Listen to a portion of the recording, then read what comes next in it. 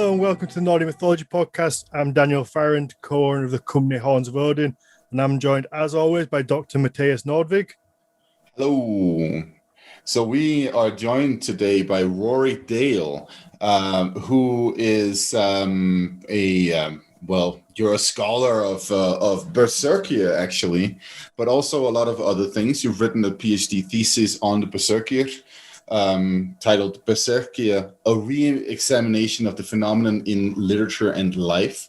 You've also worked on different projects that had to do with modern use and reimagination of the Vikings, among other things, editing a book called The Vikings Reimagined, Reception, Recovery, Engagement, with Tom Burkett.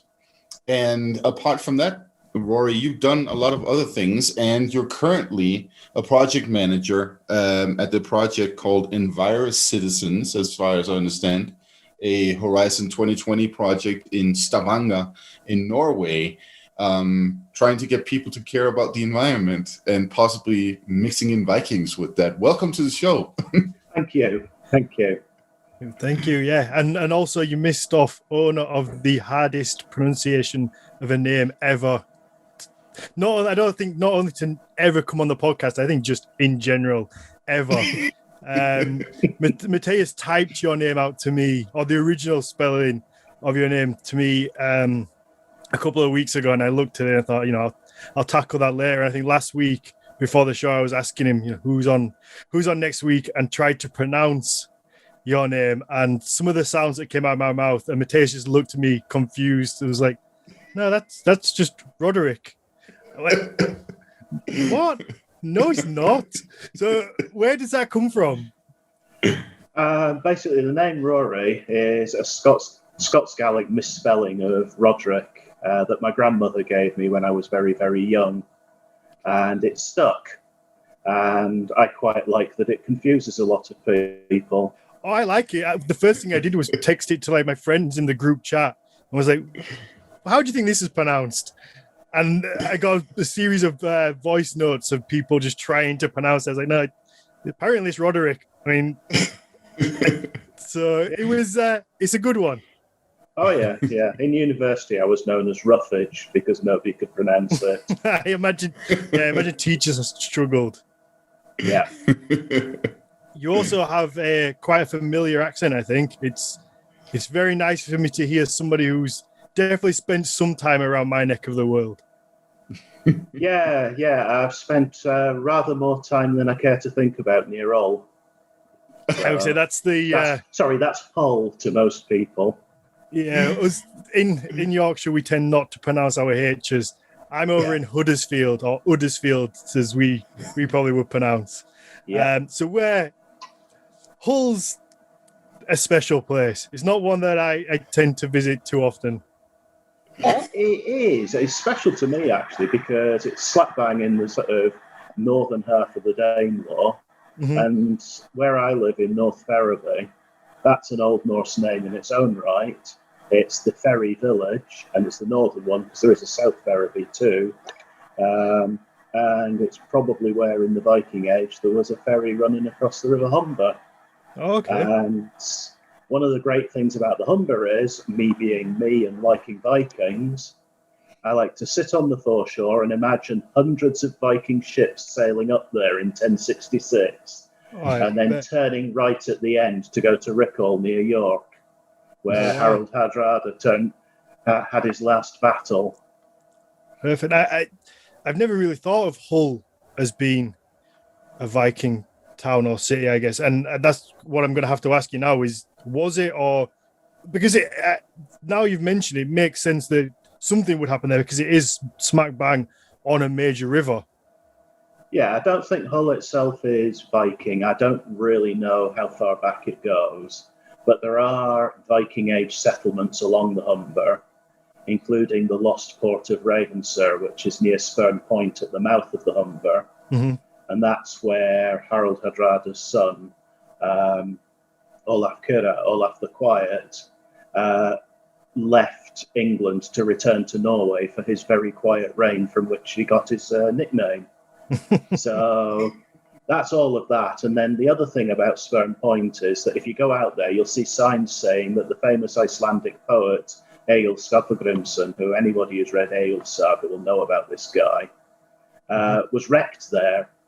His ship was wrecked at the mouth of the Humber, and the logical place would be on Spurn Point, because in a storm that place gets washed over. And from there he had to go up to York and compose poetry to save his neck from Eric Bloodaxe and his wife, because they didn't like him.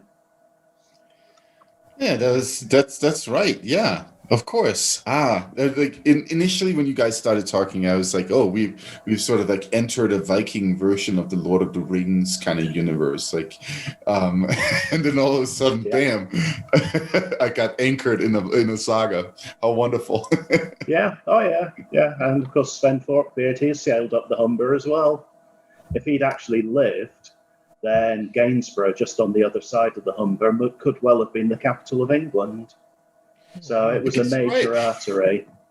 Yeah. You know. So for anybody listening that isn't from Yorkshire, if you look at a map of the UK, on the right hand side, about halfway down, there's what looks like a witch's finger.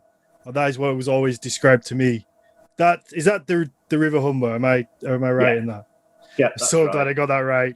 I would have been so embarrassed if I got that wrong. Yeah, that's the Humber. It was a major access for the Vikings to the interior of the country, because pretty much everywhere they went, they took their ships up the rivers.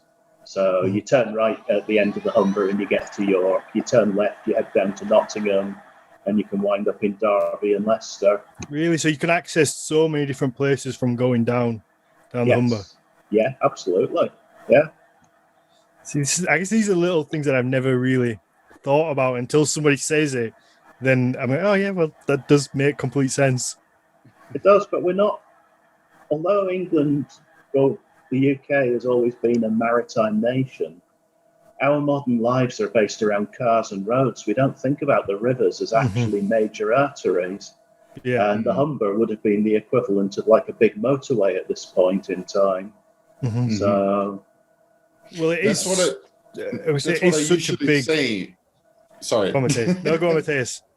Well, that's what I usually tell my students as well. I tell them, in the Viking Age, the waterways are the highways, and this is sort of like a shared cultural aspect between the inhabitants of the British Isles and all of Scandinavia and the Baltic Sea in general.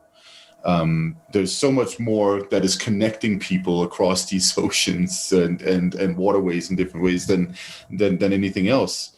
And I think it's a really important, just in general, a really important aspect of understanding history, to actually understand the physical space that we're dealing with as well.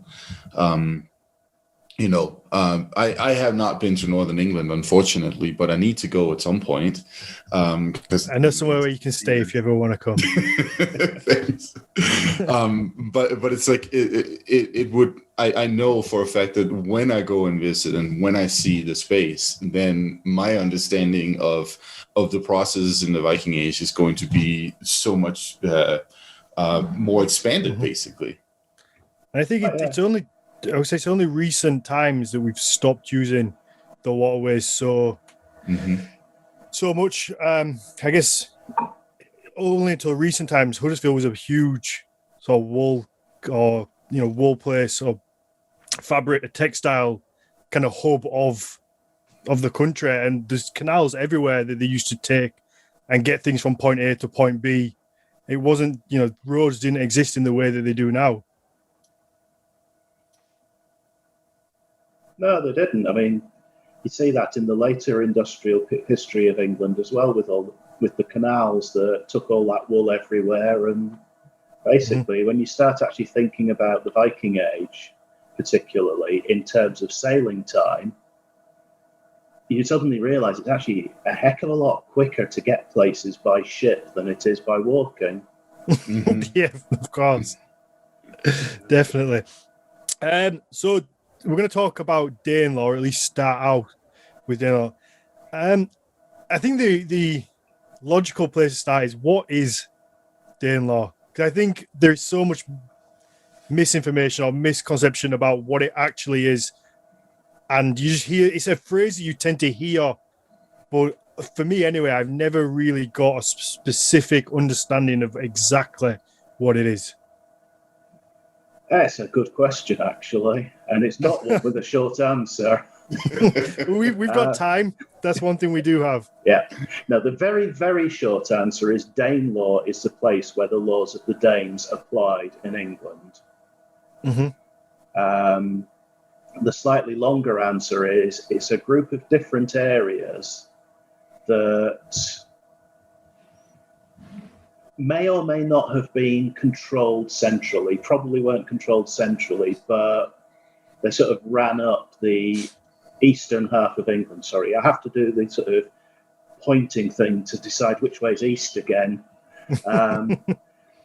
You know, when you're looking around like that. So it ran up the eastern half of England. It's not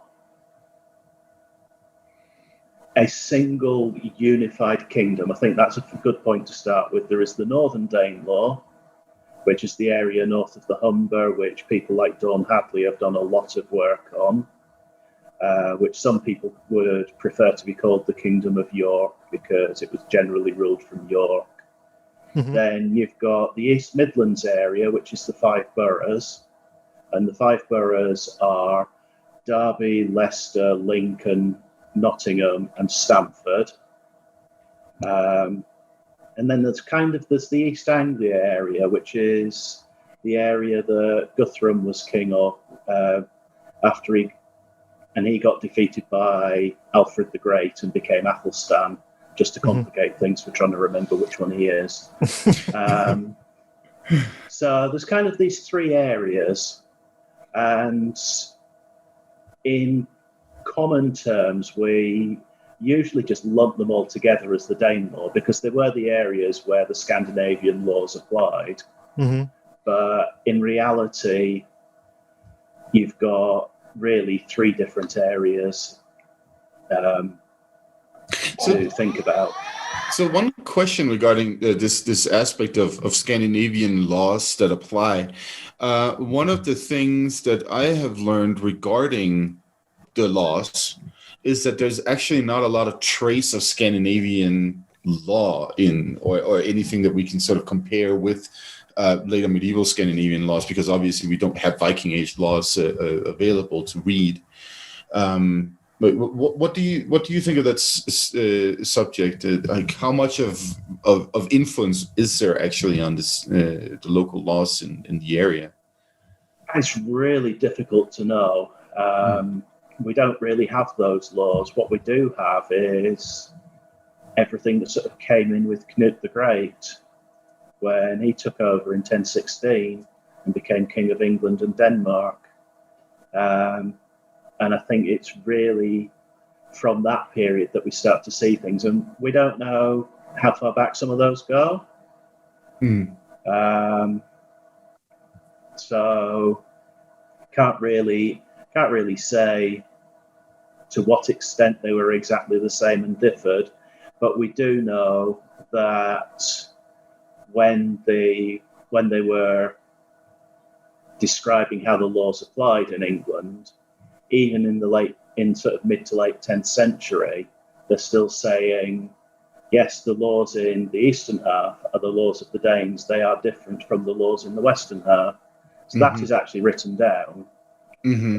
What those laws were specifically, we don't know. Yeah. Okay. So it would have been laws and not just this area is ruled by Danes. I get that's kind of what I was just thinking, is whether is it this area is run by Danes and they kind of just do their thing and listen to them, or would they have had specific laws of the land? Actually, this is now a really good question about what you mean by law. Because, I guess, yeah. Because actually, in this period, you're probably actually just talking about customary practice more. It's not law as we might think about it. It's just, this is our way of doing things. Do it or else. Yeah, Yeah, pretty much. Yeah. I mean, we can see, of course, see some other things as well. Like the place name material pretty strongly suggests that the line that separates the Danelaw from the rest of the English area, regardless of how nebulous it gets farther north, this is also sort of the separating line between where we find place names from Scandinavians and not. There's like a few here and there on the other side of the line in the Mercian area, as far as I remember. But aside from that, it's all like East Anglia, five boroughs, and Northern England that has the place names from Scandinavia, right?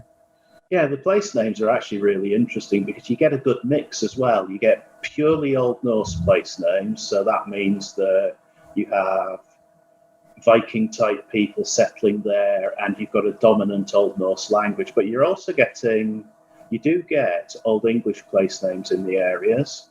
Mm-hmm. So you've got your Anglo-Saxon inhabitants or Old English speaking inhabitants settled there still in among the Vikings. Mm-hmm. Or does that mean the Vikings are actually settling in among the Anglo-Saxons? Well, it depends who's in charge. So It does. Yeah. And then you've also got what they call Grimston hybrids or totem hybrids, which are Old Norse personal names with the Old English tune at the end, meaning farm, which means that you've got an Old English speaking area, but the person who owns the big farm for which it's named has a Scandinavian name. Mhm. Yeah. So you've got a mix like that, and then just to complicate things further, there's Rutland, just slightly to the east of Leicestershire, I should say.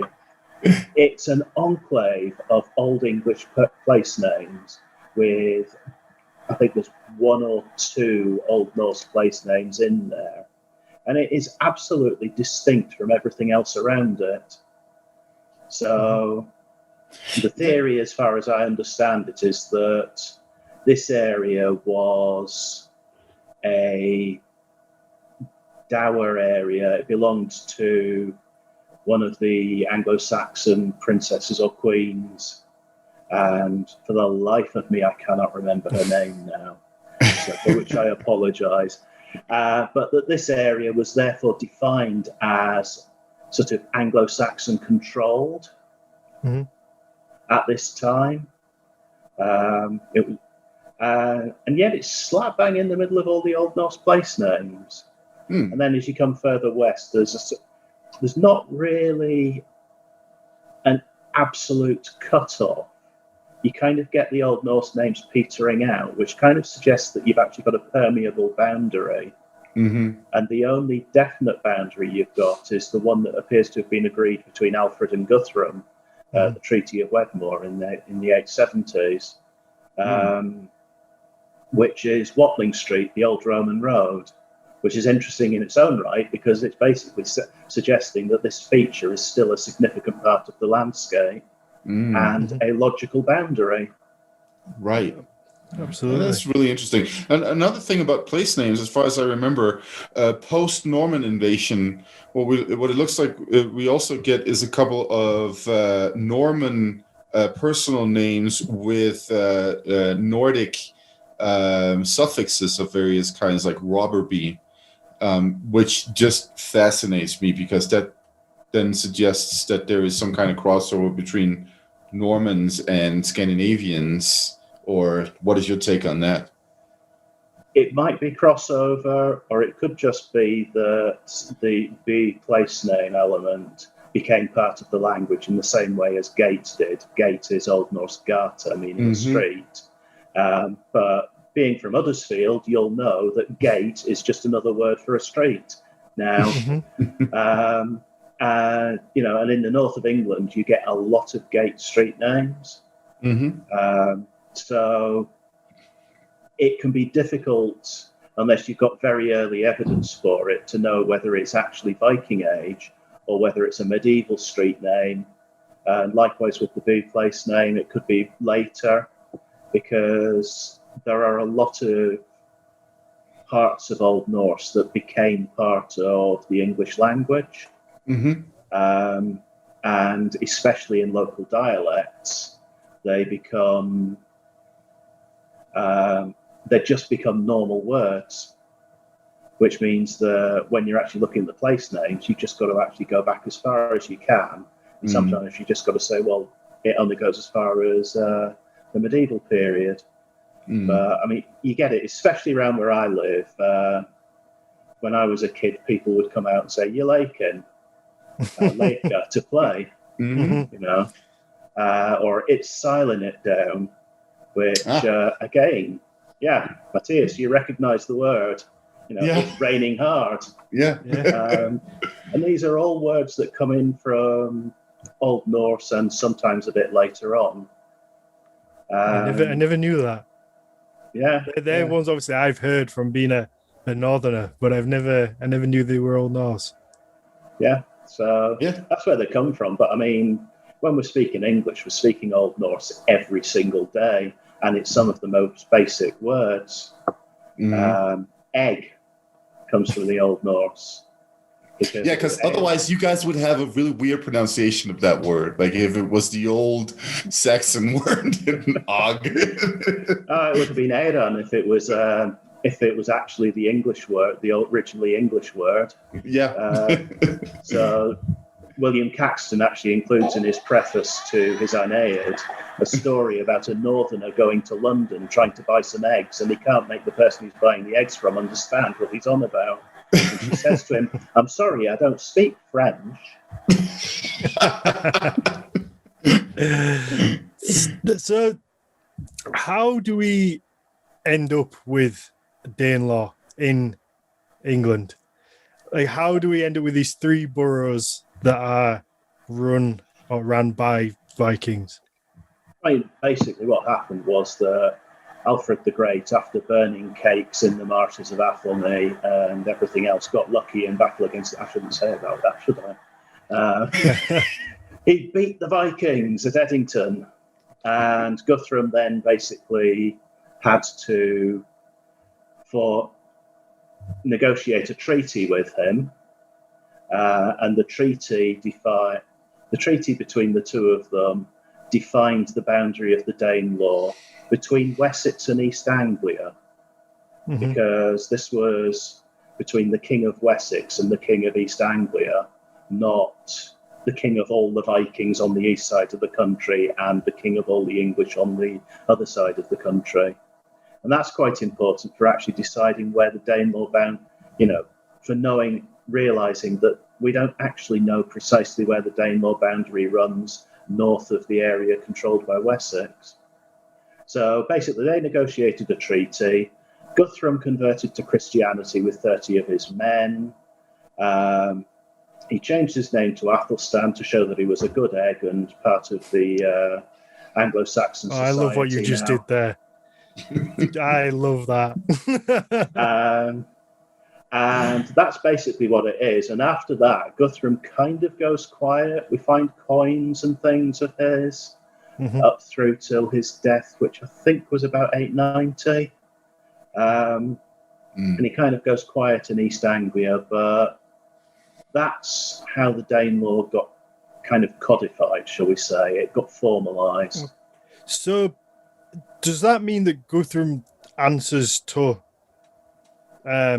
Alfred effectively if he allowed him to kind of have this area? Would it be in the back of his mind that that's there, or is it you just go and do your thing over there and leave us alone? I think it was a bit more of you go do your thing over there and leave us alone. Although the sources from Wessex tell us what a great victory it was, given how things had been, I suspect that actually what Alfred did was fought the incoming Danes to a standstill. Okay. Which is why he had to negotiate a treaty rather than subjugating them completely. Okay, yeah. Obviously, if he had won one, then he would have kind of pushed them out and had his own way, not just allowed one of them to be in charge, I guess. I think so. But but it's very difficult to say from the sources. This is more kind of my perspective on it. Okay. Because we don't have anything that says, well, I should say what we have is Wessex propaganda in the Anglo-Saxon Chronicle, which basically writes out Mercia as not important, despite the fact that Mercia is actually really very powerful, or was. We don't have the sources. It's always a perspective of whoever's writing it, isn't it? Oh, very much so. This is where the archaeological evidence comes in as well, because although most of the written evidence comes from Wessex, we started finding what they call two emperors' pennies, which are thought to depict Alfred and, I always get this one wrong, it's Ceolwulf of Mercia. And he was described in the Anglo-Saxon Chronicle as a foolish churl or something like that, whom the Scandinavian invaders had installed on the throne of Mercia. But you're getting these two emperors' pennies, which suggests something much different. It's suggesting that he was actually equal to Alfred, and that they had some kind of negotiated relationship going on with the two of them represented as emperors. So co-regent, basically, or something like that. Yeah. And if it wasn't for metal detecting in England and people actually reporting the finds that they got, we wouldn't know this. We'd still think this guy was some puppet of the Danes who'd been installed in Mercia. Good old Brits and their metal detectors there. Well, it works really well when people report their finds properly, because what you get is a vast amount of data. And when I wrote the Viking Leicestershire book, a huge chunk of what I actually looked at was the metal detected finds. And one of the things that struck me was how many of them came from beside the rivers, to go back to rivers as highways. Okay. So, yeah. I think one thing that I find really interesting is Guthrum converting to Christianity, because it seems to be, at the minute, kind of that you see online amongst fans of this culture and fans of like the Viking Age, there seems to be a very negative thought of that Christianity kind of pulverized and forced and made everyone at bended knee convert to Christianity, and it seems to be very, very negatively perceived, when in reality a lot of people convert because, I guess in Guthrum's case, it was for monetary and political gain, so it made sense for him to convert. So it wasn't necessarily forced on as it seems to be kind of seen in modern ideas. Yeah. Basically, the pre-Christian Scandinavians were essentially very pragmatic. There's a marvelous story in one of the sagas, and I'm hoping Matthias will actually remind me precisely which one it is, where the guy turns around and he basically says, well, when I go to sea, I pray to Thor because he's always looked after me when I go to sea. But on land, I'm very happy with this Jesus Christ guy because he's looking after me here.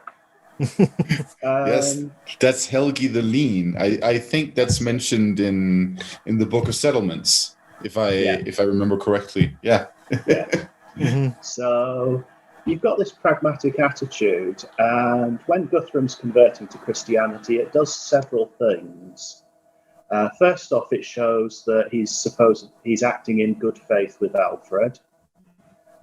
Secondly, by converting to Christianity, it means he can interact with the Christians not only in that part of England, but also across Europe.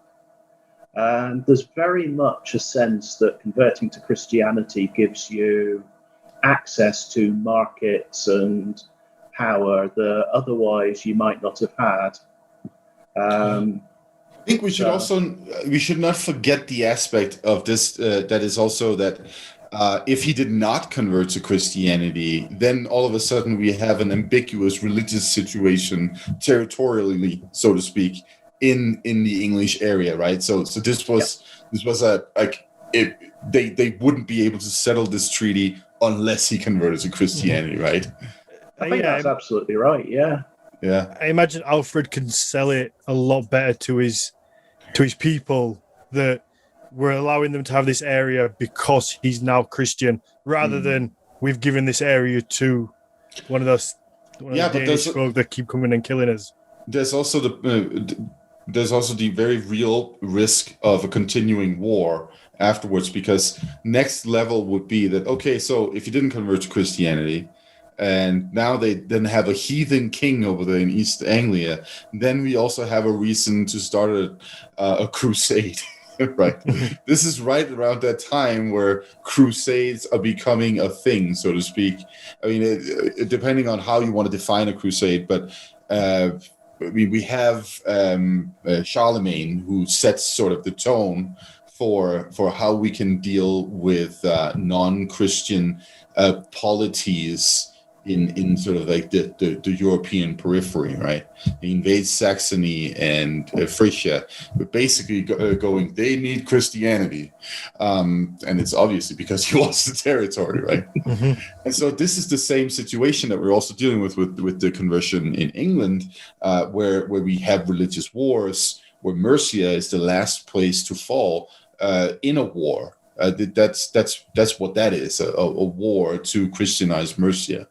And so, you know, it would be a step back if he didn't convert to Christianity, right?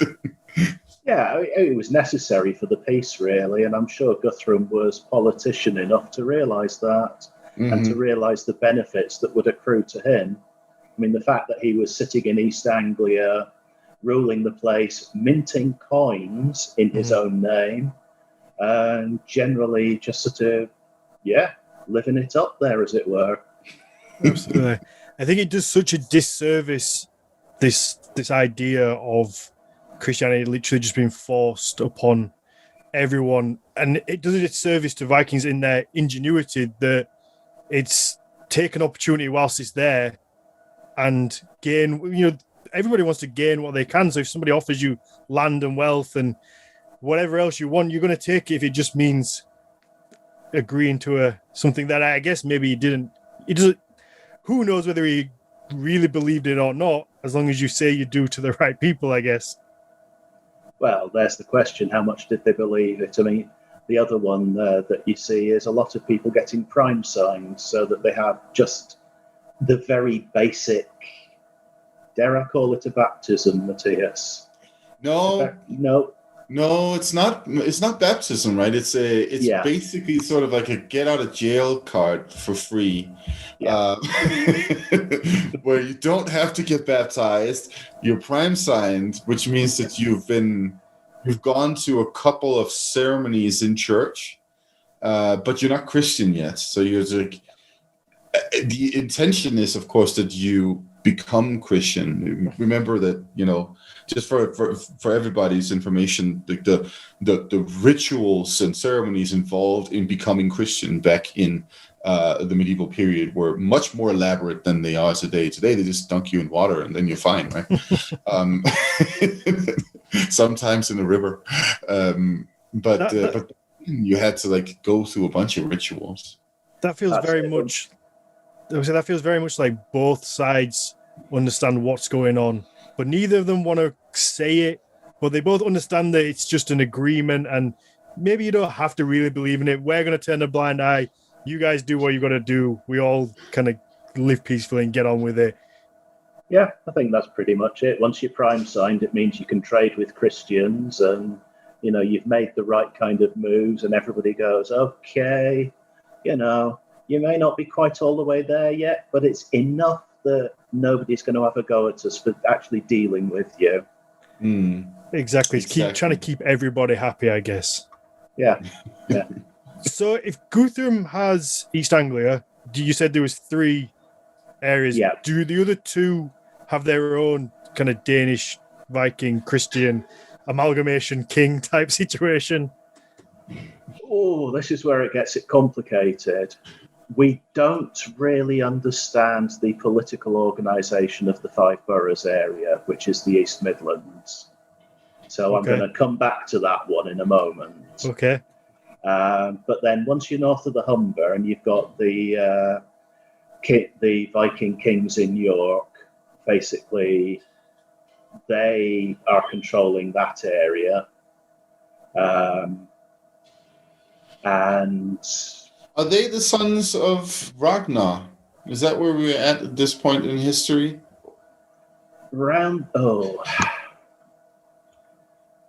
Because it's quite, again, quite nebulous actually who ruled that area at that time, and like where do they come from, who do they descend from, and all of that stuff, right?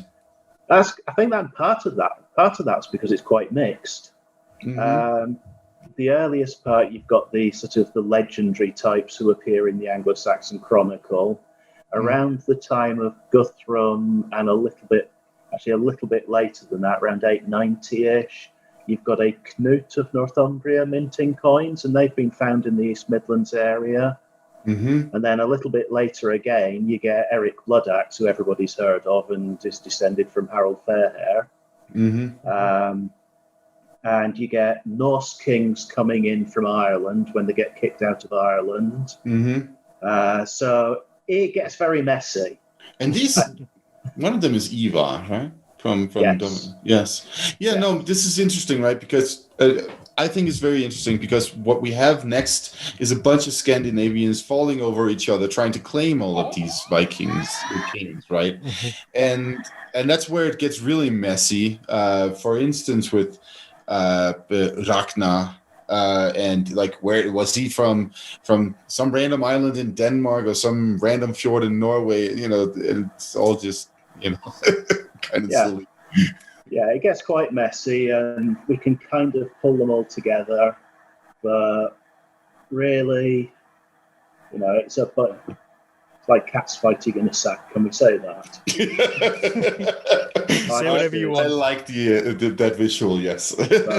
I don't approve of that visual, but yeah, it's a lot of people basically trying to take over, and it's all ruled from York. But you've got Scandinavians over in Cumbria and down to the Wirral, where I think it was Stephen Harding did a Viking DNA project looking back at people and basically saying, yep, we can actually trace a lot of Scandinavian descent in this area. And they in theory came through from Ireland. So they're everywhere. They're everywhere. There's no getting away from them. Yeah. And then we come down to the East Midlands, and that's just that. Oh, we've got the Five Boroughs. Would I be right? This is what we know. Would I be right in thinking that it's a bunch of different groups of quote unquote Vikings that come and maybe take a little bit of land for themselves or settle in an area?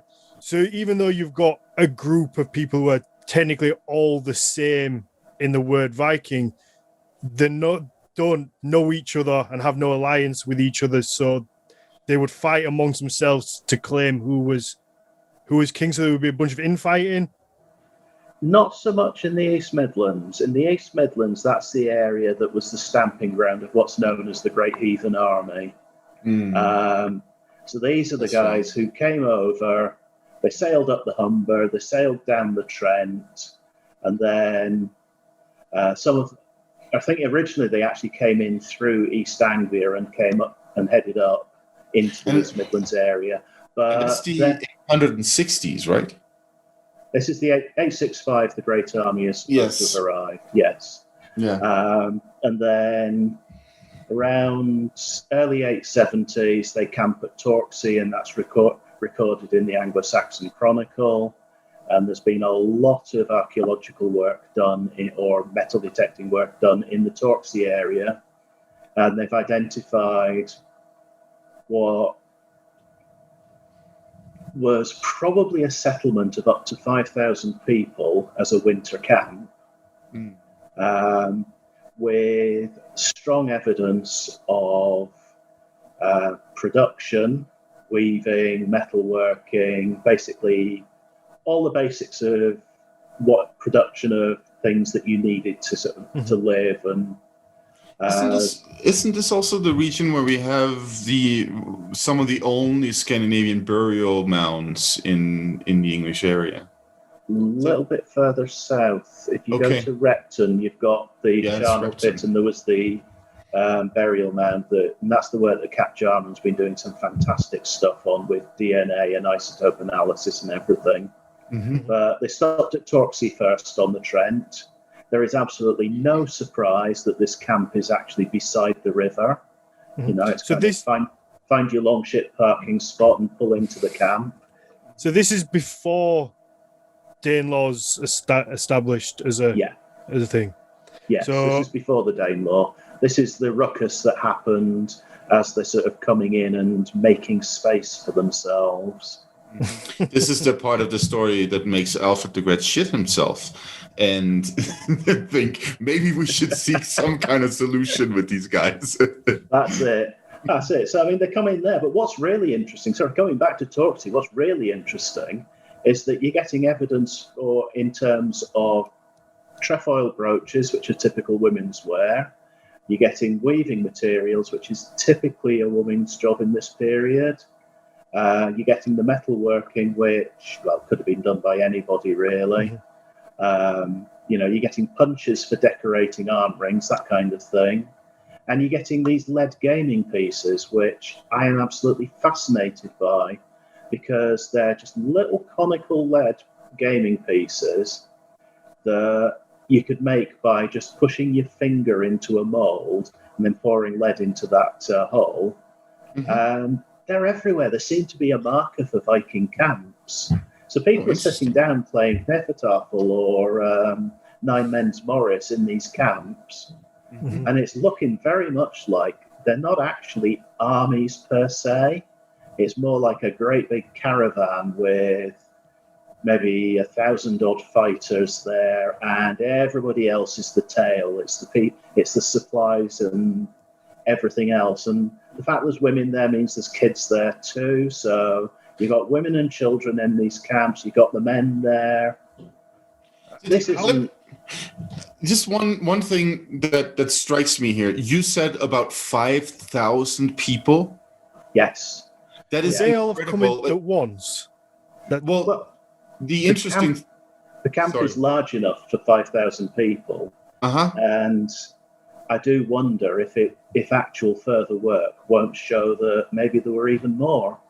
This is incredible, because what this means then is that we have a bunch of Scandinavians that go over there to a new land and establish what is essentially like a metropolitan area for that time that is larger than anything that is present or have been present in the Scandinavian mainland until, way into, I guess, places like Stockholm and Copenhagen at some point reached 5,000 people in the early modern period, right? But if we compare with the largest Viking age town in Scandinavia, Hedeby, that's only 1,500 people approximately, right? To 2,000. So that's incredible. So you've got a tent city on the banks of the Trent. And then you go down to Repton, the camp the year after, and you get the burial mounds nearby. You get the charnel pit, which is 20% women and children and 80% men. And you've got the work that's being done there by Kat is showing that was a heck of a lot bigger than people originally thought too. And there's another Viking camp just to the southwest of that on the Leicestershire-Derbyshire border, or what they think was a Viking camp. It's turning up the diagnostic artifacts. You've got all this stuff. You've got this huge caravan of people coming in, and they're coming from everywhere based on the place name evidence, which is the other interesting thing. If we look at the place name evidence, we've got, for example, Sisenby in Leicestershire, which is Siegstein's farm. Sigstein is a typically Swedish name in this period. You've got Rotherby and Rearsby, which are Hreiðar's farm. Both of those mean Hreiðar's farm. And that's a typically Norwegian name in this period. And then, not to leave Mathias out, you've got Sjoby, which is Sigvalder's farm, which is a typically Danish or possibly Norwegian name. So you've got people coming from all over. And then my favourite one, Frisby on the Reek in Leicestershire, is the Frisians farm, as in lots of Frisians, not just one. You know, it's a plural form of the word. So you've also got these people coming from this sort of northwestern coast of sort of the Netherlands area and settling there. So basically what we're seeing in this demographic that we just got right here is that all of these people seem to have something in common. If nothing else, their interest in that land that they can take there over there. And they seem to be represented with the same or similar identity from at least the English side of things, right? The English, though, they would be able to recognize the difference between Scandinavians and Frisians. They were well acquainted with Frisians, right? Yep. But they never. We don't see much mention of Frisians in the sources, though, right? It doesn't mean there were lots of them in the Great Army. Okay. The place name evidence physically puts them on the map. Mm-hmm. And it makes you also wonder who else has been written out of it. Mm-hmm. How many local lads fancied their chances, thinking, "Oh yeah, I can make a few arm rings here if I join up with this mob, and maybe get my own back on him in next village that took that girl I fancied." Well, yeah. You know, okay, so it's. I mean, this is why I would prefer to refer to this as a Viking army as well, because it's a group of a lot of different people with different identities, but coming together to do one thing, which is basically take the land in the end. So can we then say that in this particular context, Viking is actually the primary identity of these people rather than the whatever Scandinavian background they have, a regional background? Well, without a time machine, I can't answer that question clearly, but I cannot think of a better term that we would use other than referring to them as the Great Army. Right. That describes what they're doing. I mean, they're coming in and they're taking stuff, and then they're going, right, this is time to settle down, and they're settling down.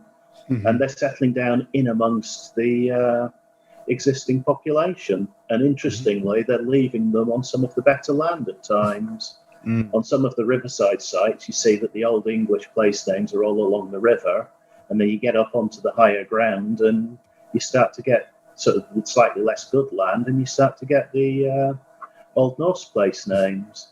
So they're taking the outlier farms. Yeah, they're taking the sort of. There's a theory that they're actually taking the sort of slightly less good land and leaving the other people there. So I mean, I've got an idea that you've got a bunch of guys going, "Oh God, I just want to farm. Just leave me in peace." And they go, so your Scandinavian farmer comes along and settles down and goes to his Anglo-Saxon neighbour. "Oh, look, I just want a peace, okay? Let's let those high-ups, the big guys, just do their fighting, and let's just get on." Right. So now I'm gonna nerd out about like land use in Scandinavia as well, because and place names again, because we have the Thorper place names that are emerging in the thousands and become incredibly relevant in the 1100s in the Scandinavian landscape, right? And these are typically outlier farms, right? You have sort of like a demographic development where you have an old center that has probably existed since before the Iron Age, and then all of a sudden we have this new demographic development that puts outlier farms called Thorpe something or something Thorpe around them. And this seems like a similar sort of like development. It's usually on poorer land. It's a little harder to work it. And I don't know, like, is this reflective of something that is happening, experiences that Scandinavians are having in the English area? That then, I think so. I mean, we do get the Thorpe place names as well. Mhm. In fact, one of my favourite place names in Nottinghamshire is Gunthorpe, which is Gunhild's Thorpe. Yeah. And it's one of the few place names where there's a definite woman's name.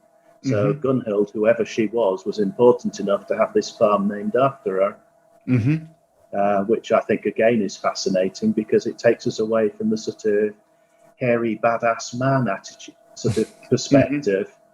So she's there on this farm.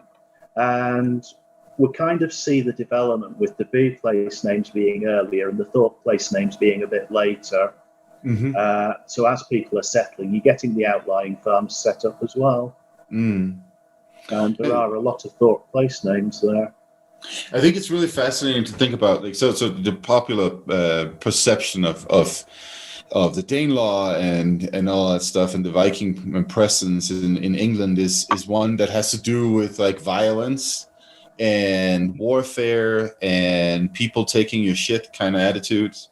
But what we're really seeing when we start digging into all of this is that this is a very sort of like innovative period. What we see is a reinvigoration of old town centers in the English area, and then what we see on the other side of the North Sea, in the Danish area, also in this Norwegian area, is new societal developments that are directly reflecting what is happening in the British Isles. Like, so there's constant communication. There's constant development and inspiration happening, basically, on all levels. I mean, even some have suggested that the runic monuments in Scandinavia are inspired by what they see in the English area. So, yeah. That would be interesting if true. I don't know enough about that myself. I mean, we do have runic monuments before the Viking migrations, but there's something that seems to be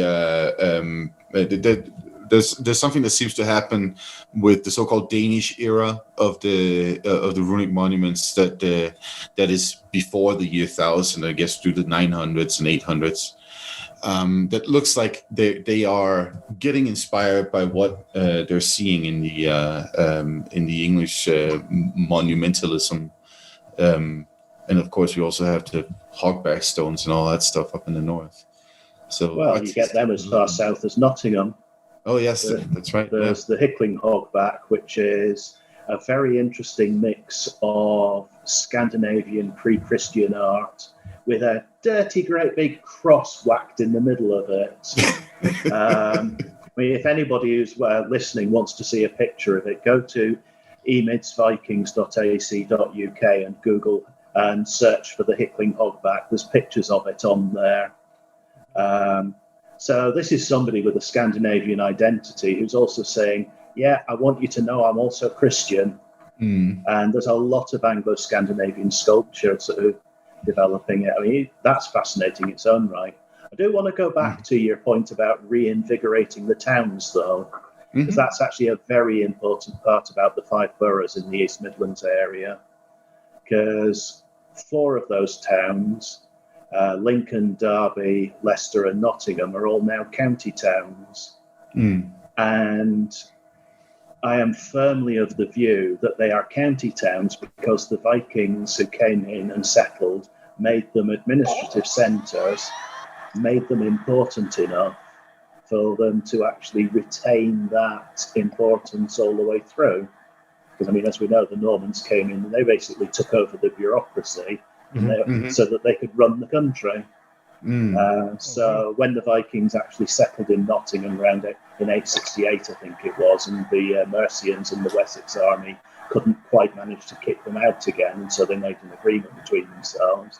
You know, they built it back up, and there's solid archaeological evidence of the work that's done. There's less in Leicester, because I think there's been a lot more development in Leicester, but you've got a lot of evidence for the Vikings in these towns. And if they'd had a site like Coppergate in York, which had the circumstances been different, they could almost certainly have had. We might not have been going to the Jorvik Centre. We might have been going to the Leoderchester Centre in Leicester, or the Snottingham Centre in Nottingham. It's not got the same ring, though, has it? Oh, I don't know. I'd go to Snottingham. Before we get too far away, probably for anybody that's watching this on video, I've been sat here with a puzzled look. As you can probably see, the cogs turning in my mind for the last 10 minutes. So I've been trying to grasp my head around something. So just this idea of there have been 5,000 people camped. Now, as Mathias said, the biggest Viking settlement back in Scandinavia was, 1,500?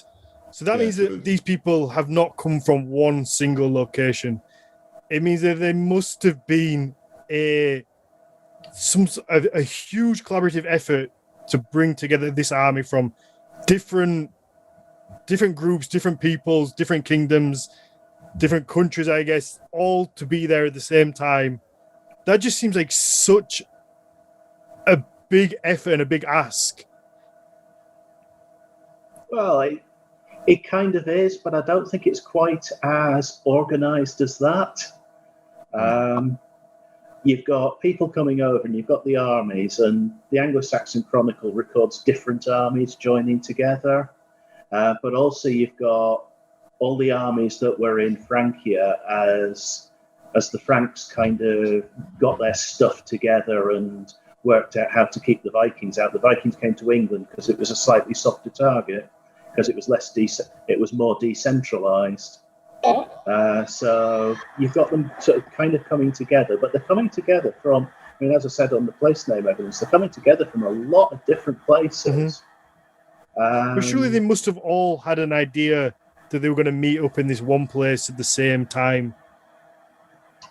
It's a good question. I don't have an answer to that one particularly.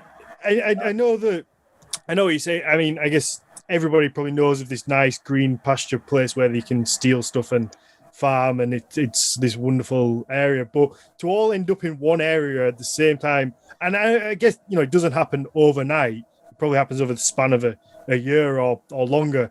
But it just seems like so many people all in one place from so many different places. It is. And I mean, quite frankly, I have no clue quite how they organised it. If you send out a carrier raven or something. Well, that's it. It just seems like such an impressive collaborative effort to get so many people from so many different places all in one area and be like under one united goal. So we're in the 860s, right? From the beginning of the 860s. What we need for that to happen, right, is a couple of magnates or chieftains or kings or whatever you want to call them in the Danish area who have various kinds of either marriage, family, of friendship alliances with one another, right? So let's say Olaf the Hairy, because I just love Blackadder. Olaf the Hairy in Denmark, he's like, well, okay, there's already been a couple of dudes over there invading England and trying it out, and it didn't go that well, but, let's try a new one. Let's see if my friend or my cousin Harold the Bigfooted in Western Norway is down. So I'll send my carrier raven over there, and then basically what we're doing is that in the entire area, and also some of those buddies down in Frisia, and then slowly after the carrier ravens come back, we have an actual army, and then we all convene on the English shores on that particular date. Yeah, right? But 5,000 is such a big number compared to, to go back to you saying 1,500 is the biggest. So if they sent 10% of everybody there, that's only 150 people. Did I do the maths right there? Yeah. 10% from Hedeby, yeah. so if you say, so that's 150 which would be the people. highest number. And I mean, Yeah. I imagine they wouldn't send 10% of their entire population. Well, no. So this is where it gets interesting, right? Because when we start digging, literally in archaeology, digging into different sites in Scandinavia, we do find some interesting things happening. There's Randlev Hesselbjerg, just south of my hometown, Aarhus in Denmark, which seems to have had hardly any men at certain periods in time, where it was more or less controlled by women. The town, probably the presumption is that this is probably because all these men, they're actually out dying in Viking raids. So you could have a straight up depopulation of an area for the purpose of raiding England. And so I guess it's like a cost benefit analysis. Like there has to be that one guy who's just like, no, you guys go. I'll just hang back here with all the women. No, absolutely. You go. Don't you worry. I'll stay here. That Viking Age burial ground in Randlev Hesselbjerg, that has about 20% males and 80% females. So there was a couple of men that were definitely like, yeah, I'll just stay here and check on the plow. I think that figure's probably the most that's blown my mind ever on this podcast, because it just seems like such a big number compared to the size of what an individual population would be. I mean, do we know what the population of England or Britain would have been, or roughly? Because I have no idea. I haven't a clue actually on that one. No, I wouldn't even know where to guess. I wouldn't venture a guess on that. So one of the interesting things here is that depending on so like how ambitious and optimistic you are with your Icelandic history, we see Icelandic historians having basically set the number of people present in Viking Age Iceland between 10,000 and 60,000, right? Okay. So it's like you can end up with some serious estimates, seriously interesting estimates, so to speak, based off of how optimistic you are about the calculations that you're doing, right? Mm-hmm. So if that's Iceland, which is a much farther north area, right? Mm-hmm. Then that begs the question, like, what does it look like down in the English area? And I don't. Okay. Fair enough. I dare not. Okay, so if the only way you'll really get to know about it is by counting up what's in Domesday Book in 1086, but that won't tell you what the 9th century population was. No. Okay, so Mike's just pulled up. He said, according to Google, so we don't know whether we can trust this or not. He says the population of England in around 1086 is 1.5 million. Which seems like a lot of people. It was more than I was expecting. I think that's reasonable. I'd have said like 100,000 max.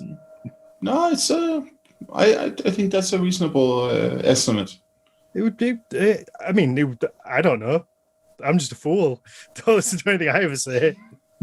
I mean, with modern farming technologies and import of food and all that stuff, you guys have what, like almost 60 million at this point? 64 and a half, 65. See, there you go. So okay, so we have, if we're going on a linear route towards Danelaw and its establishment, we have 5,000 people camped. What goes next? I'm guessing a giant war, a big battle. You hear about various sort of marches southwards to attack the areas that they're not actually living in.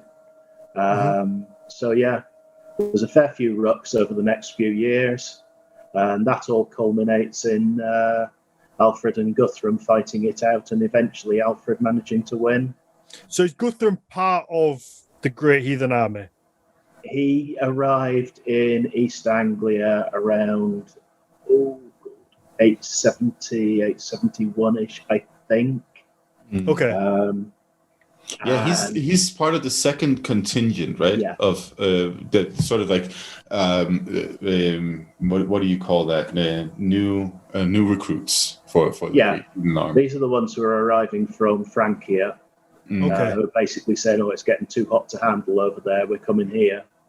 Okay, so it's an established settlement by this point, and then new people come in and help push it forward, I guess.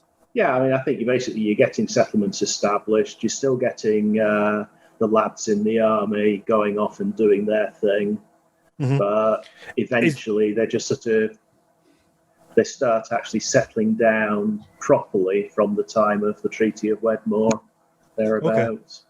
Okay. But I mean, that doesn't stop them attacking again, because we know that Hastein came over with his wife and attacked London in the 890s, which I think was in the Vikings TV series, wasn't it? No, it was in The Last Kingdom. Yeah, The Last Kingdom, yeah. So does the Great Heathen Army have one single ruler who says, you lot do what I say, or is it a bunch of different? How does that work? Good question. There must have been someone or some others at the top. I mean, you've got the sons of Ragnar Lothbrok are supposed to be kicking around in England at this time. I feel like I've heard the Ivors part of the Great Heathen Army. I don't know how accurate that is. Yeah, it's Ivor the Boneless and Ruin the Tempter, I want to say. I mean, Ubba. I think so, yeah. Yeah, too much Last Kingdom watching going on here at the same pivot line. And Ubba, I think, is one of the ones who's supposed to have been in East Anglia in 869, killed off King Edmund, who became Saint Edmund. Together with Guthrum. So that's basically where these guys are.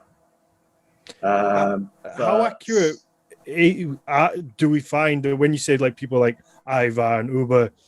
How accurate is it that we know that they were actually there, or is it part of like these legendary figures that you want to attach to this legendary sized army? I think that if they're mentioned in the Anglo-Saxon Chronicle, we can accept them having some kind of historical reality. Okay. Yeah. But, and there's a big but here, that doesn't mean that the saga of Ragnar Lothbrok and the saga of the sons of Ragnar Lothbrok are actually historically accurate about this. Yes. Okay. Yeah, that's the situation, right? We have the mentions of like Ragnar's sons. That's like a staple of the chronicles. We have Ivar the Boneless, Upa, I think, and is there one more who's mentioned as well? I think so. It's Ubba or Ubba, depending which source you're reading. Okay.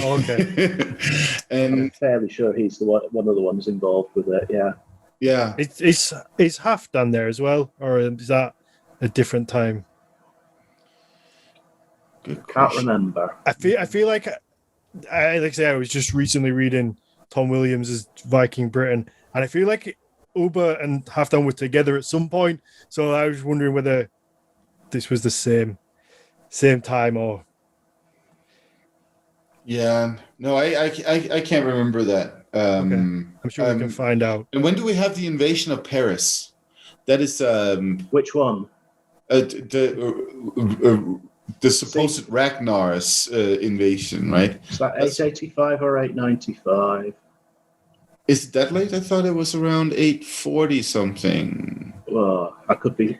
I think there were two actual sieges of Paris, and right. So yeah, if it's Ragnar, it would have to be an 840-ish date if he existed as such. I think so, yeah. That's it. That's at least, as far as I remember, that's one of the things, one of these stories that people use to authenticate the existence of Ragnar. That he was over there in Paris and invaded in the 40s and 845. Yeah. Mike's just said that sounds for right. Ragnar's. Yeah. So Roderick, whilst we're on the topic of Ragnar, do you think he existed as a single individual? I know me and Mathias have spoke about it before, and I know, Mathias, you mentioned that this is going way back to one of our very early episodes, that Ragnar could mean almost a title, I guess, and that's why he appears in all these different areas at the same time, while, geographically miles and thousands of miles apart. So I always found that really interesting.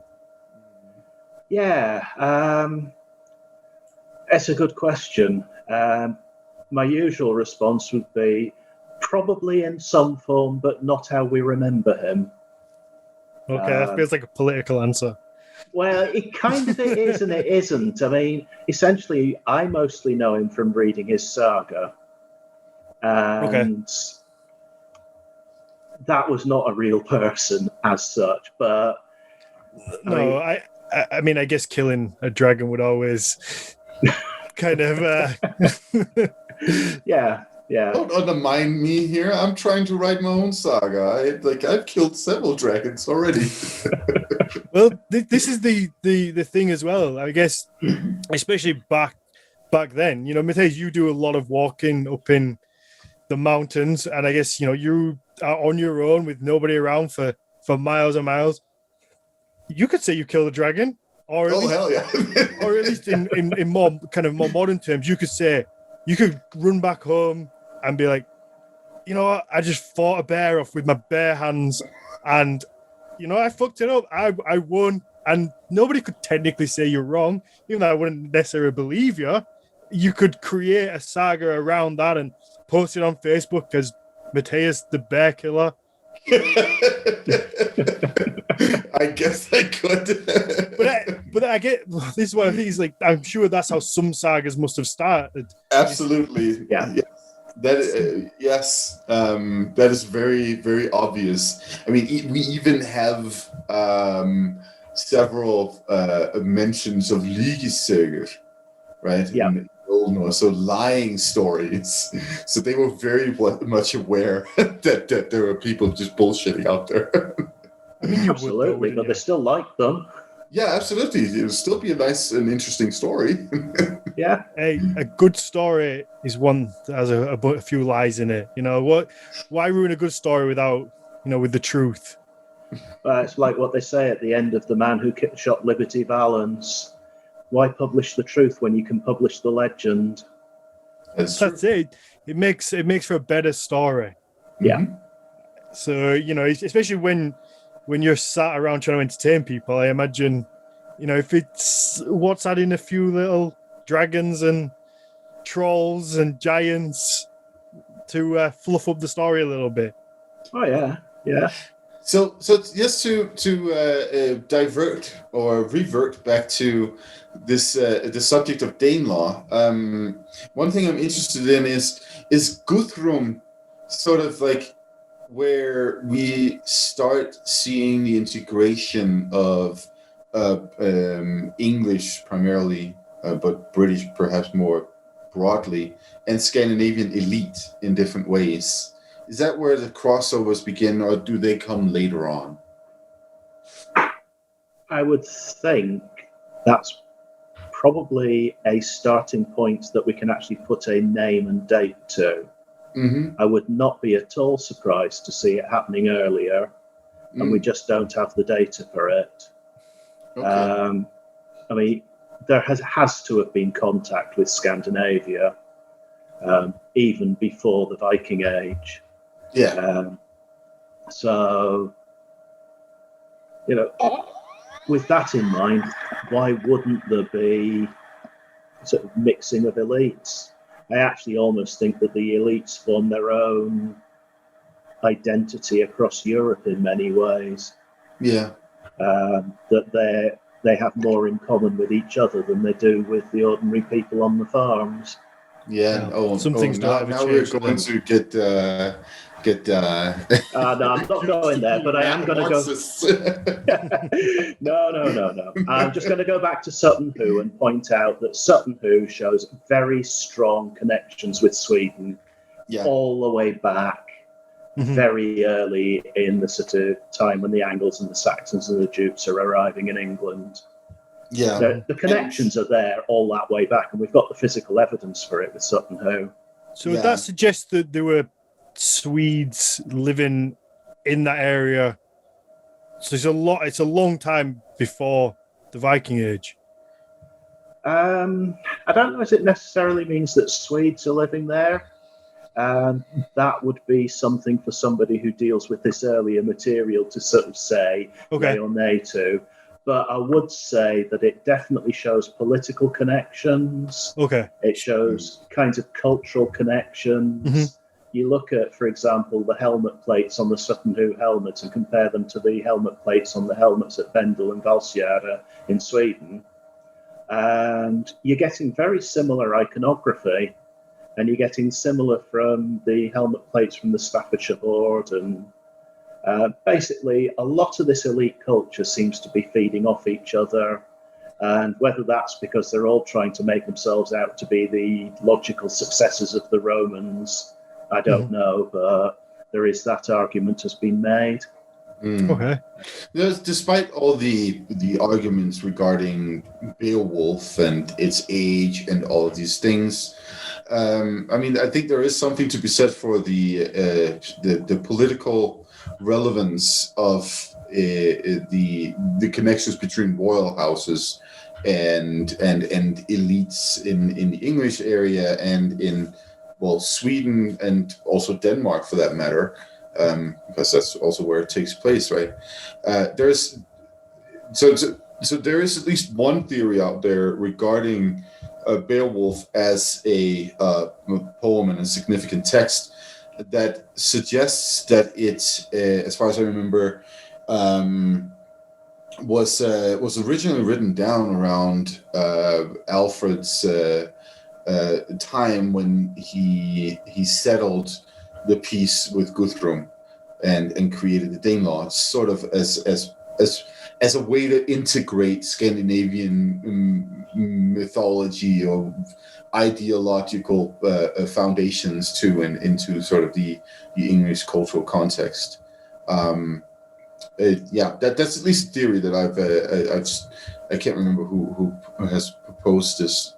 But it is just interesting to think of then that means then that there's Scandinavian cultural commodities, so to speak, ideological commodities that are relevant in the English context and seem to have very deep roots as well. Oh yeah. I mean, I'm not even going to touch on the dating of Beowulf. I'm happy to stick with it was almost certainly written down early 11th century, and I'm really not going to get into that fight. No. But, the fact that it was relevant to people living in England has got to mean something. Yeah. So, yeah. Perfect. It's got to show that the connections are there. Mm-hmm. Absolutely. So, how long did the Danelaw survive? What brings it to an end? Oh, it's Alfred's son and grandson and daughter, I should add. Basically, the Danelaw, East Anglia was reconquered first or annexed by Wessex. And then Edward the Elder and Ethelflaed, the children of Alfred. Ethelflaed took back Leicester, but died shortly after. Then Edward the Elder came in and took back Leicester and Nottingham. And he built burhs there. He built fortifications there to defend them.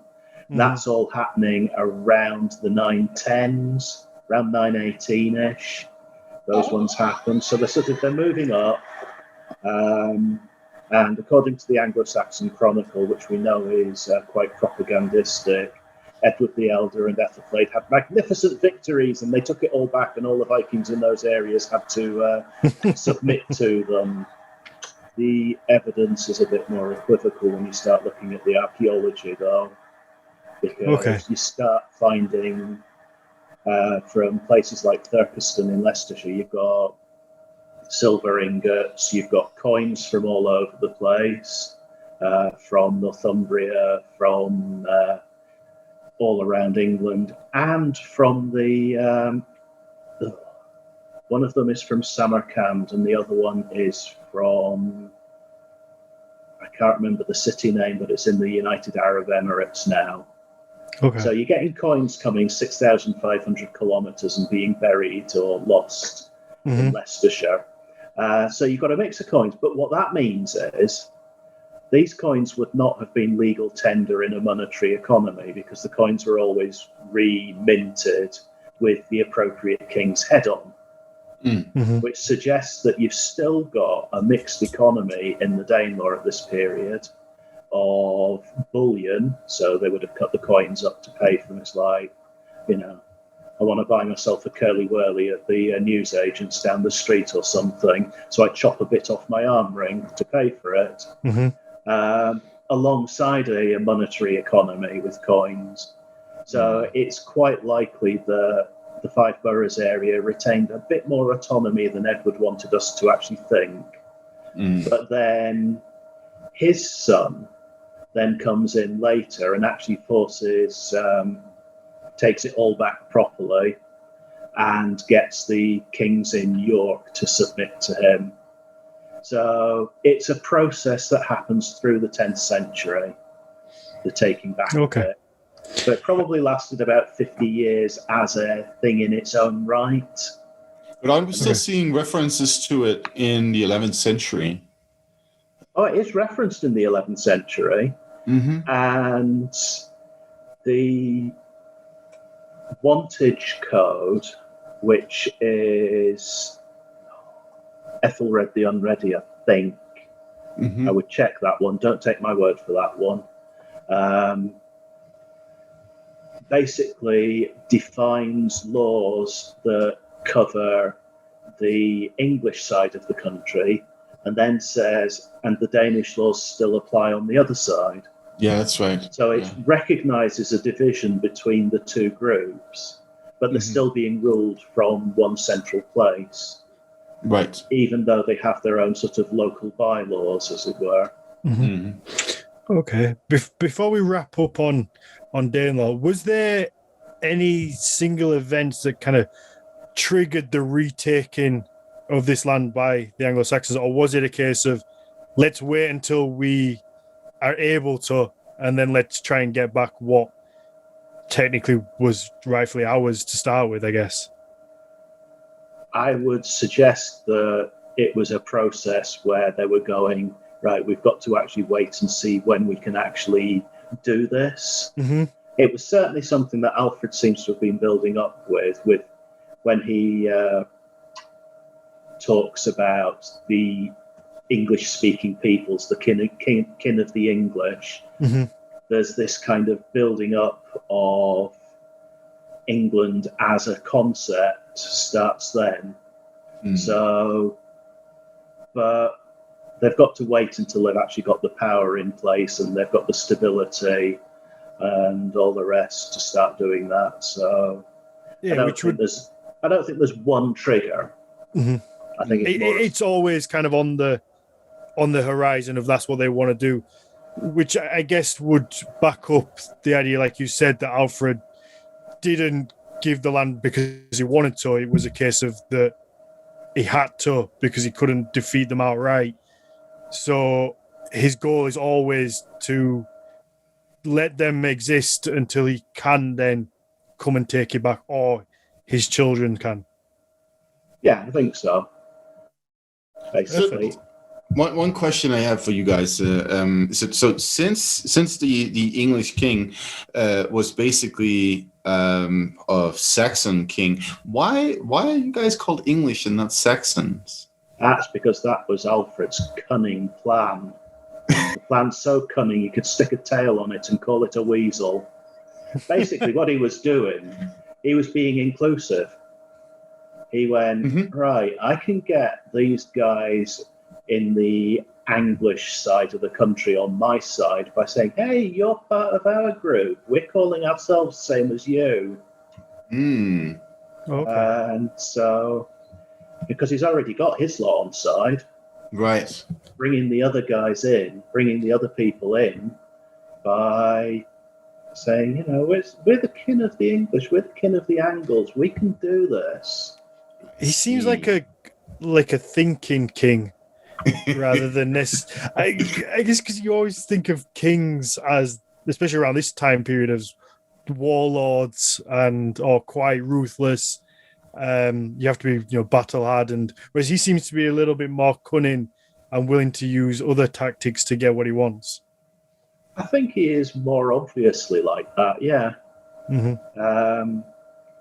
I mean, I wonder to what extent other kings were actually more thinking, but don't have the reputation for it because they didn't leave the right paperwork behind. Yeah. I mean, I feel like you could say the same thing about a king like Charlemagne, and plenty of his successors too. By the way, Louis the Pious is another good example. So yeah, there are definitely thinking kings out there. There's a new phrase. Yeah, thinking king. Okay, so to swap topics, you know a thing or two about berserkers. I like to think so, yeah, having written a PhD on it. So a couple of episodes ago, we had Ruben on who looks at it from more of an archaeological standpoint. So I just wanted to get your perspective on it from your side, I guess, from like a scholarly. Okay, how long have we got? Not hours. I mean, we have some time. We have some time. So one of the things that we were talking about with Ruben was this archaeological perspective is of course we have some visuals that go along the idea of a figure who has a headdress that is either a wolf or a bear or something like that, but that doesn't mean that we can necessarily call it a berserkir or ulfhednar. Yeah. And so what's your take on all of that? Okay, where do I start? Right, I think figures called berserkir and ulfhednar, berserks and wolfskins, existed in the Viking Age.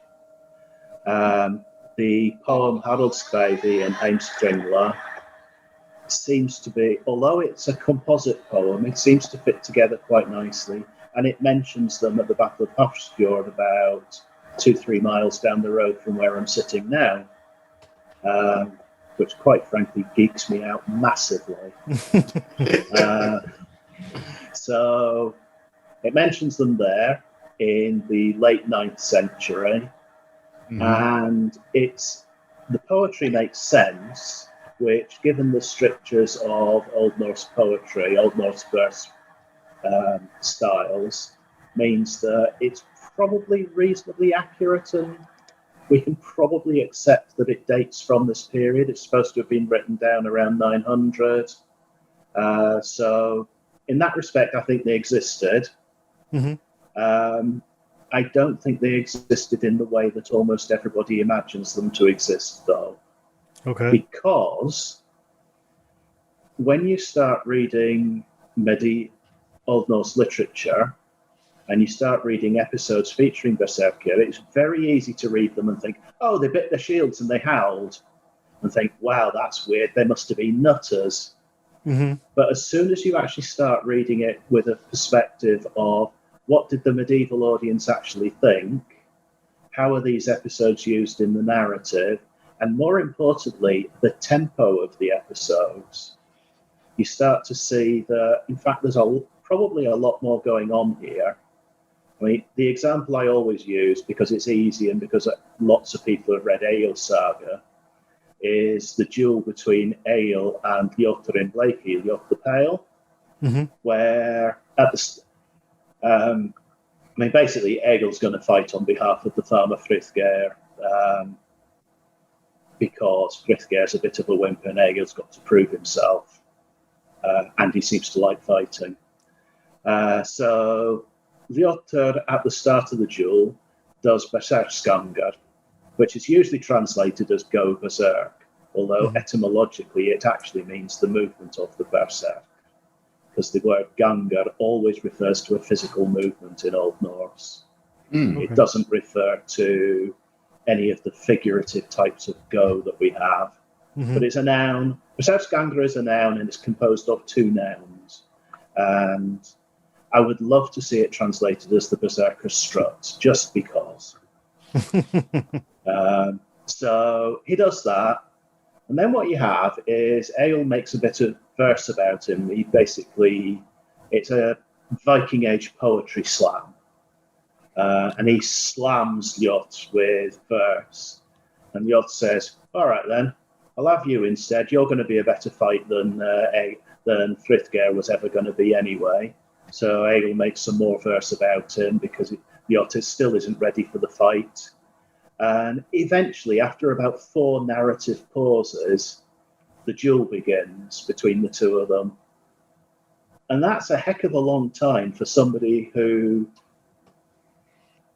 according to modern ideas of what Berserksganger is, had gone berserk, to actually be standing around and still preparing.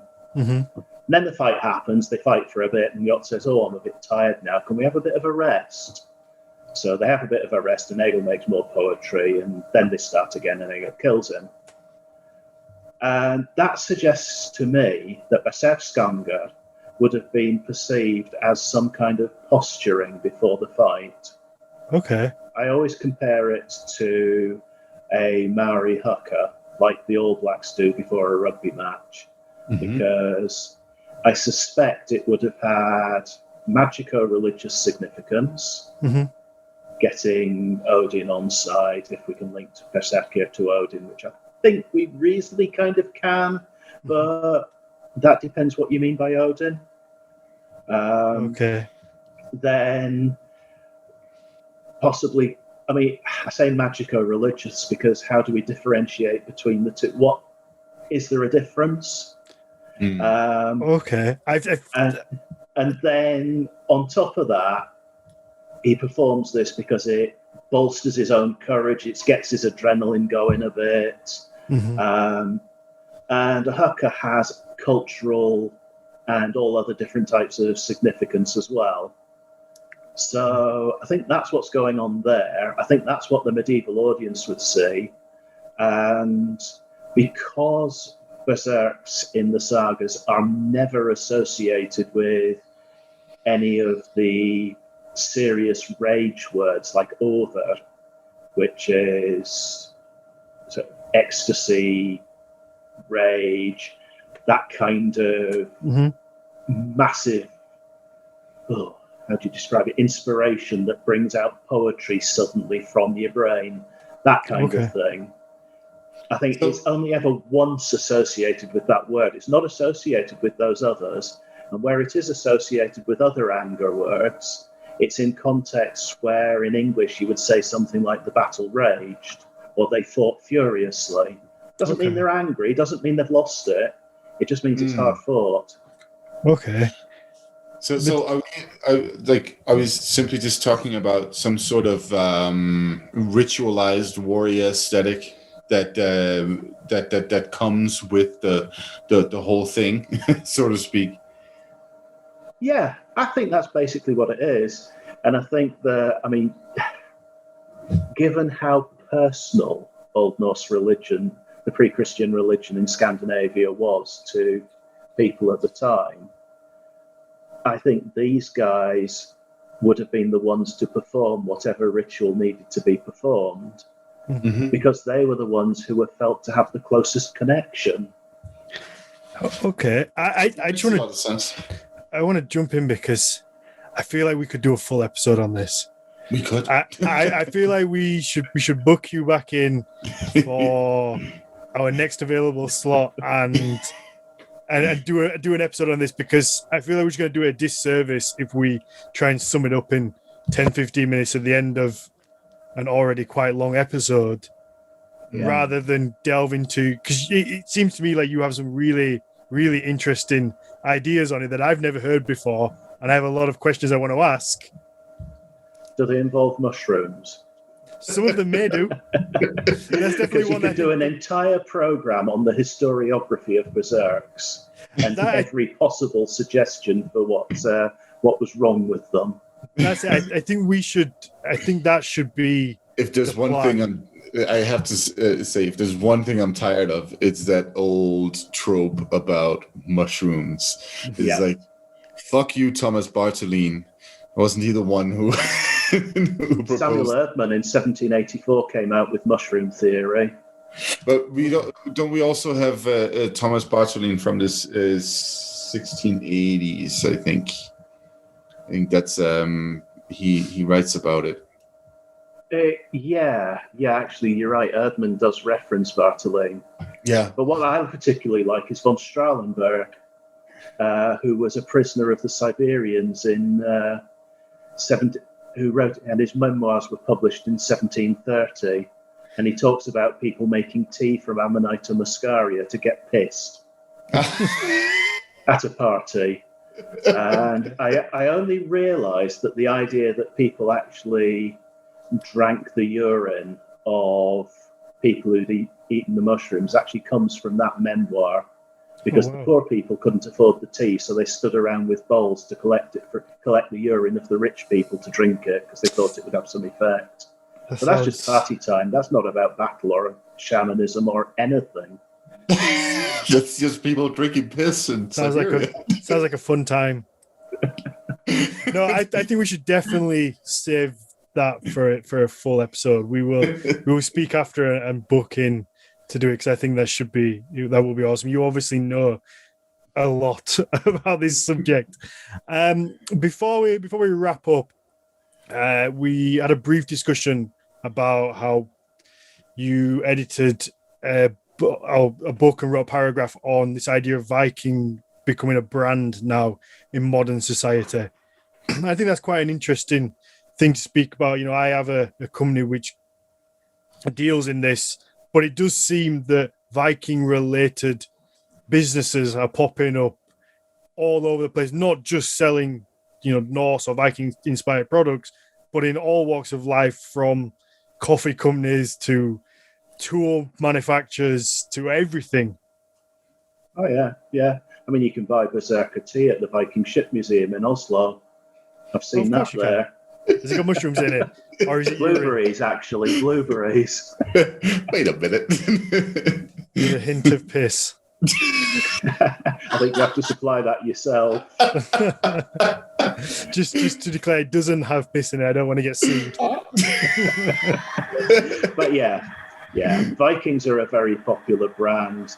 They've been used since the 19th century for all kinds of sort of aesthetics, if I can call it that. Mm-hmm. And the English loved Vikings because they were seafaring types, and the English thought, yes, we're seafaring types and the Vikings are just like us. And the French had their own versions who had droopy Asterix moustaches, and so there's all that. And then they just get used to the present day. Some of the connections, as we were discussing before we went live, like Viking taxis and Viking pizza, just seem why. It just seems like you stick the word Viking on front of anything, and it becomes... It's an excuse to put a horned helmet on the side of your taxi. Yeah, but I'm also pretty sure that every small Danish town has a Viking kebab or something like that somewhere. That's where all those silver Arabic dirhams came from in the Viking Age, obviously. There you go. I don't know. I honestly don't know. But they do. I mean, the idea is that the Vikings are tough, enduring, adventurous. What other words can I use to describe them in positive ways?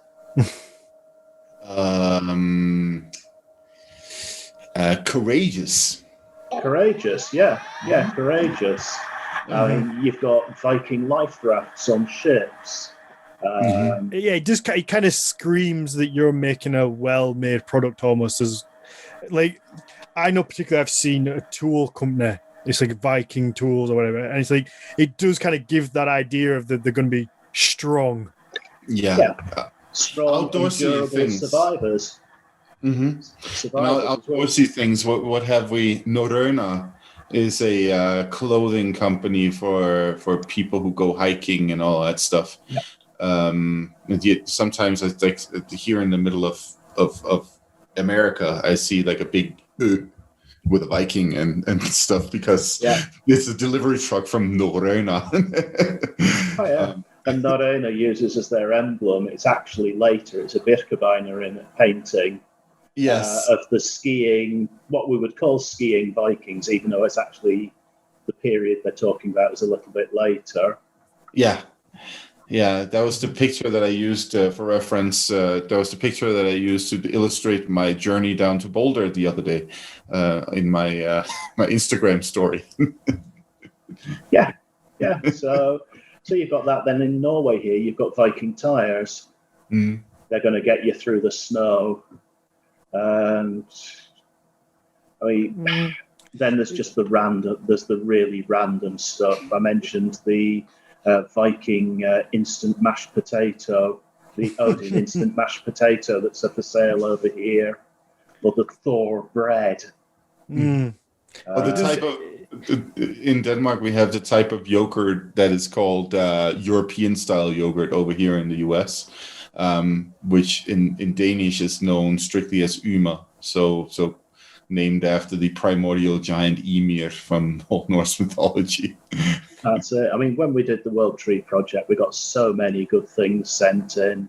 You know, Viking water sprinklers from, I think it's from Minnesota originally. And basically it's a call back to the homeland from the guy who came and settled over, and all these companies that are about people's heritage as well. So I think my favorite one, though, is the Asgard funeral directors in Berlin. Wow. Isn't there also what is it, like varnish or paint or something that's called Jotun? I don't remember that one, but quite probably. Yeah, I'm pretty sure there is, and it might actually be for cars if I remember correctly. Yeah. So yeah. But at least Viking Cruises have actually got the right idea. That's it. Yeah, that's the one that does work. Yeah. So before we do finally wrap up, we've got a couple of questions from the people who've been watching. Paul R just asked how your World Tree project, how did it end up, or is it still going? Is it a success? Do you want to just tell us a little bit more about it? Right, the World Tree project, where we were getting people, we were trying to crowdsource resources about the Vikings. The website is still live, can still be visited. It's currently on hiatus. I think if Tom Burkett ever actually gets the funding to expand it further, that would be fantastic. I'd love to see that. But it's still usable, and it should still be possible if people have things to contact Tom and see about getting them loaded up. Okay, perfect. How exactly does it work? What's there's a submissions form on the website. So no, I meant in general, just the World Tree project. What is it at its roots? Like, kind of what happened? What's it all about? As in, at its roots. I see what you did there. Got you back for the one earlier for the egg yes. Basically, what we did was we put a call out to people focused on Ireland, the UK, Denmark, and Norway, saying, send us all your Viking-related stuff. So if you see Thor bread in the supermarket, snap a quick shot and send it to us so that we know about it. Or if you're in a supermarket in Germany, maybe there's some Vicky the Viking salami, which did get sent in. Valhalla ice cream in Denmark. I just remembered this Valhalla ice cream. Okay. Like the different gods for different flavors. Yeah. So basically, what we got was people sending us things that they thought were Viking, which was interesting for us because we didn't curate it at all particularly. We just asked people to say what they associated with Viking-related thing with the Vikings and send that in. And then we targeted pit scholars that we knew and said, have you any teaching resources you'd like to share? And we created a virtual museum with exhibitions and collections related to different themes, different Viking-related themes. And all of it is set up with the idea that you can follow links back to where the original material can be found if it is, if it's original. I mean, admittedly, some of those are links back to supermarket websites with products, but sounds awesome. Oh, it was the best fun I've had in a long time till this. I came here, really, yeah. Well, no, actually, till I set up the Danelaw Saga exhibition. Then I came here, yeah. Flattery gets you everywhere. Yeah. I imagine this could be quite a long answer, so if we try and keep it short. Sophie asked, she wanted to know where Scotland, Wales, and Ireland fit into all of this. I guess that's relating back to the Danelaw. Obviously, you mentioned that some of the Scandinavian kings were kicked out of Ireland. Right. If you summarize. Short version. Short version. The Hebrides were settled by Scandinavians. Orkney and Shetland were settled by Scandinavians. The Caithness area north of Scotland was settled by Scandinavians. So, blimmin' Vikings everywhere, all around the margins of Scotland. Ireland, you had Norwegians coming in first, then Danes. A lot of the major cities in Ireland were actually effectively trading centres originally, Viking trading centres originally.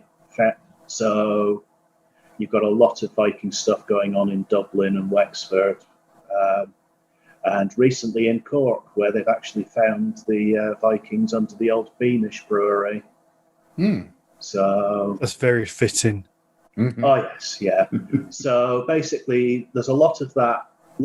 Goes on, and they involved themselves heavily. So in sort of Irish politics as well. So there were Vikings on both sides at the Battle of Clontarf in 1014.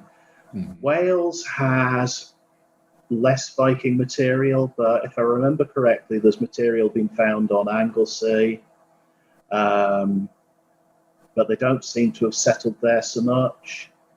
And it seems to have been its own country, but with Edward the Elder attacking it. And basically the Anglo-Saxon kings attacked Wales because they saw land they wanted, and then the Normans attacked it. How very English. And the Very Isle much of so. Man. The Isle of Man. Oh, that is total kind of. I don't want to use the C word, but I don't think Irish is quite the right word. A total mix of Celtic-speaking peoples and Old Norse-speaking peoples. So you got the runestones, you got the ship burial type things going on. It's a real mix, and you're getting Olaf Farrand, for example, an old Irish Cullinarden by name. That's the word. Old Irish by name with a Norse forename. So you're getting a good mix of people like that. That's pretty exciting. It's fantastic. It's the Isle of Man, yeah. Just because of that mixing, it's fusion culture. That's my next place to visit when I'm allowed. And there's lots of runes. Yeah. Awesome. Last question before we go. This is quite interesting, actually. Jim asks, do you think that the Danelaw is the origin of the north-south divide historically in England? Because we do that exists. Very much exists. It's just a question of where the south begins. That's a huge question. That's hotly and debated. I'm not going to engage that one today. Don't, because we'll get in plenty of trouble, I'm sure. I have different views on who's on the wrong side of the Humber, though.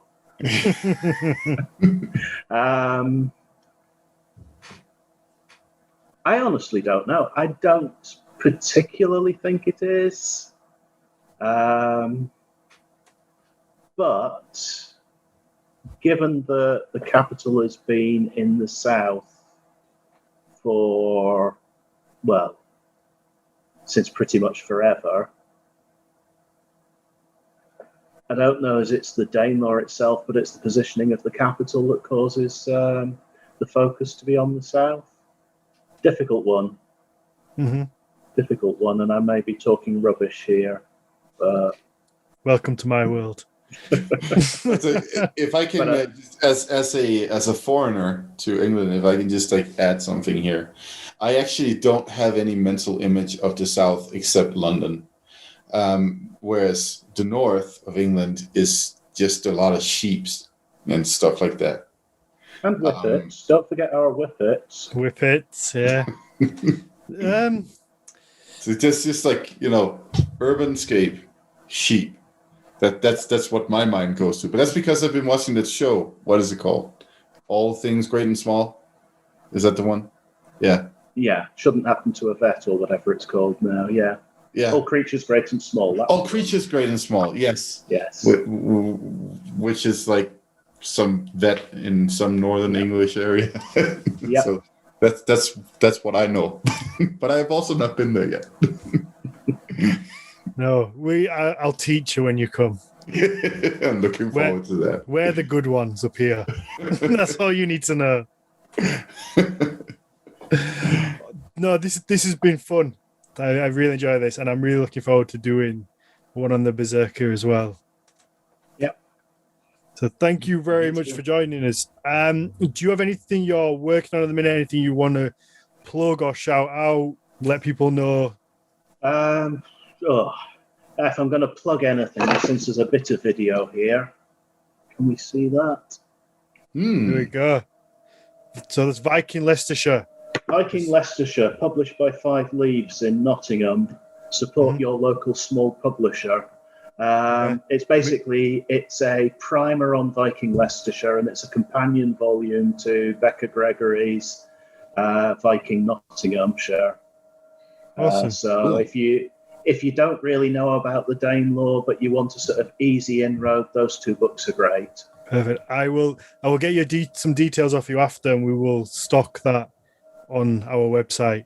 Yeah. So people can pick it up from us. Be a nice easy place for people to get it. Yeah. Awesome. Mathias, do you want to let people know where they can find you? You can find me on Instagram.